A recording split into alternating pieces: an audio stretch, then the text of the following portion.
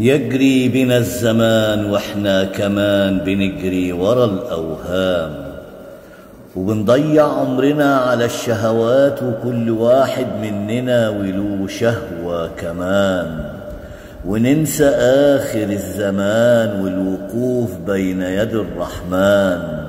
فهل أنت كسبان يا إنسان؟ نعم أنت كسبان حب الشيطان وحشرك معاه كمان، فإن الإنسان يحشر مع من يحب، فكيف تظلم نفسك وتخسر دنيا وأخرى؟